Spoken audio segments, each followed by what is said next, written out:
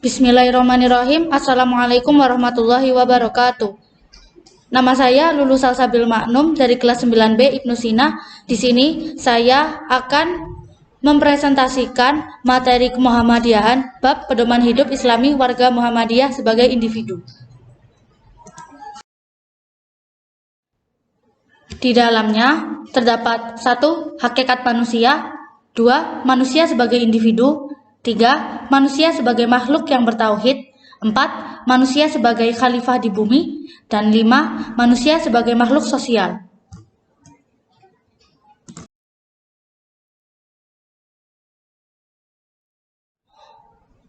1. Hakikat manusia. Manusia merupakan salah satu makhluk ciptaan Allah di dunia ini dengan bentuk yang sebaik-baiknya. Manusia diberi kelebihan dibanding dengan makhluk Allah lainnya dengan memiliki bentuk yang sempurna dengan dibekali potensi dasar atau fitrah melalui keistimewaan akalnya. Hakikat penciptaan manusia menurut Al-Quran adalah sebagai berikut. 1. Manusia sebagai hamba atau abdi, sebagaimana penjelasan pada surah Al-Bayyinah ayat 5. 2. Manusia sebagai makhluk sosial, sebagaimana penjelasan pada surah An-Nisa ayat 1. 3. Manusia sebagai seorang pemimpin atau khalifah, sebagaimana penjelasan pada surah Syad ayat 26.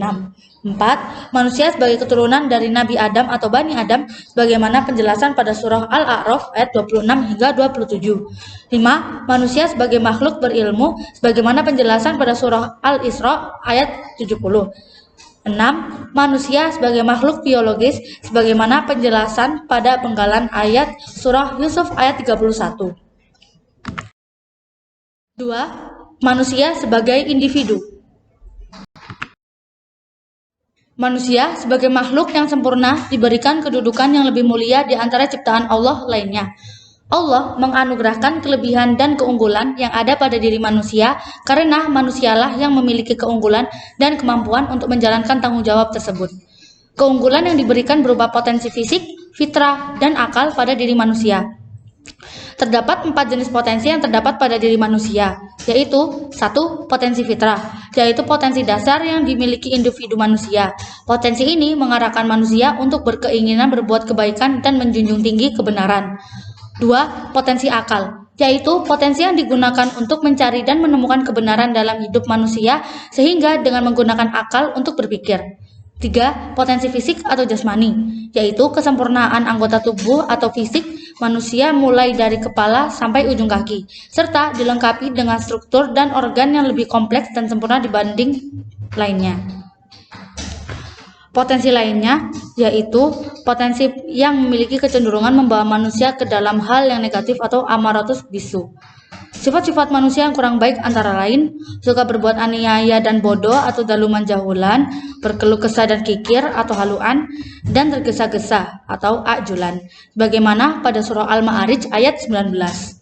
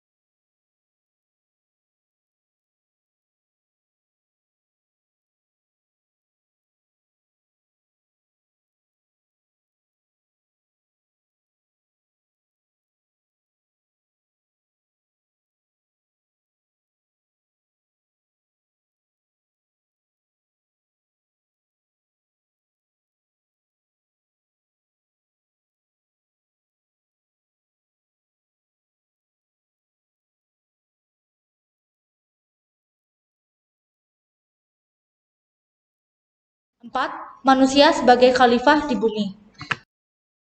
Manusia diberi hak hidup oleh Allah Subhanahu wa Ta'ala, bukan hanya hidup semata.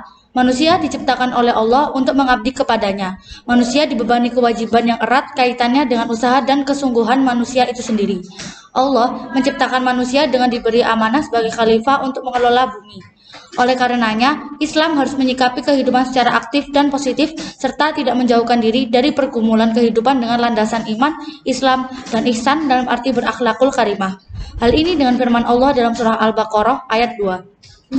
Untuk mengemban amanah sebagai imamah atau khalifah yang di bumi, maka harus dijalankan dengan penuh semangat perjuangan yang tinggi. Atas kerja yang islami yang digambarkan dalam pedoman hidup umat Islam adalah dengan perilaku kerja keras, disiplin, tidak menyia-nyiakan waktu, dan berusaha secara maksimal untuk mencapai suatu tujuan. Hal ini sebagaimana pada surah Al-Insyirah ayat 5 hingga 8. Kebersungguhan itu pasti akan membawa keberhasilan. Oleh karena sebagai seorang pemimpin harus bisa minimal memimpin dirinya sendiri dan orang lain melalui jalan yang benar dan penuh kesungguhan. Manusia dengan potensi akal membedakannya dengan makhluk lainnya seperti tumbuhan, hewan, atau makhluk semesta lainnya. Sehingga manusia diperintahkan untuk berpikir tentang alam semesta, menggali sumber daya alam dan lingkungan untuk kemakmuran umat manusia, sekaligus mencegah kerusakan alam dan lingkungan. Sebagai umat Islam, senantiasa berpikir secara burhani, bayani, dan irfani agar dapat menghasilkan karya pemikiran yang memberikan manfaat bagi kehidupan umat manusia. Yang terakhir, 5. Manusia sebagai makhluk sosial. Manusia dilahirkan sebagai individu. Namun, dalam proses pemenuhan kehidupan sehari-harinya, manusia membutuhkan interaksi dengan sesamanya dalam lingkup hidup bermasyarakat. Masyarakat merupakan suatu kesatuan yang terdiri dari pribadi-pribadi yang saling berhubungan dan membutuhkan. Menurut Aristoteles, tahun 384 hingga 322 Masehi, manusia adalah makhluk yang pada dasarnya selalu ingin bergaul dan berkumpul dengan sesama manusia lainnya atau zoon politikon. Pada diri manusia, sejak lahir sudah memiliki hasrat atau keinginan yang kuat untuk hidup bermasyarakat. Pandangan Ibnu Khaldun tahun 1332 hingga 1407 tentang manusia menyatakan al-insan madaniyah bi al-tobi, yang berarti manusia sebagai makhluk sosial dan berperadaban untuk saling membutuhkan. Islam mengajarkan bahwa manusia adalah keluarga besar kemanusiaan sehingga memiliki keniscayaan untuk saling tolong-menolong dalam memperoleh kebajikan dan ketakwaan.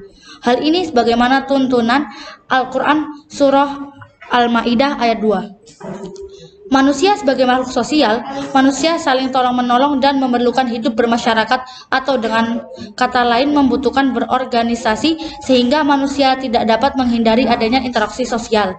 Kehidupan bermasyarakat umat manusia terjadi pada beberapa tingkatan, mulai dari tingkat kampung, desa, kota, sampai negara. Mulai berkelompok menurut suku, bahasa, kesamaan, pekerjaan, kesamaan perilaku, dan lain sebagainya. Hidup berkelompok merupakan bagian dari sifat makhluk sosial. Sebagai warga Muhammadiyah, dalam menjalankan kehidupan sosial bermasyarakat, sudah selayaknya kita menunjukkan akhlak yang mulia atau akhlakul karimah, sehingga disukai atau diteladani dan menjauhkan diri dari akhlak yang tercela atau akhlak mazmumah, yang menyebabkan dibenci dan dijauhi sesama.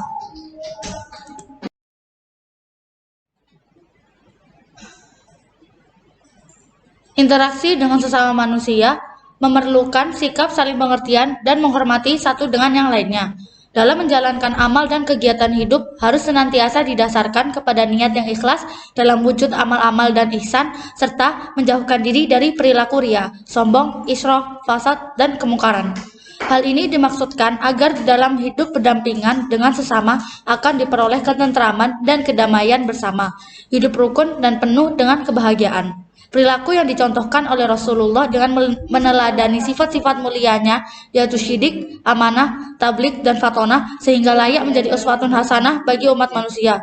Patut kiranya kita bersyukur memiliki suri tauladan dalam bertutur, bersikap, dan bertindak dalam kehidupan sehari-hari melalui Rasulullah Muhammad SAW. Pedoman hidup Islam warga Muhammadiyah atau PHIWM menjadi petunjuk dan arahan kita dalam menjalani kehidupan pribadi kita sebagai keluarga besar Muhammadiyah sehingga nantinya bisa mewujudkan masyarakat Islam yang sebenar-benarnya. Itu saja yang dapat saya sampaikan. Mohon maaf apabila ada salah kata. Terima kasih. Wassalamualaikum warahmatullahi wabarakatuh.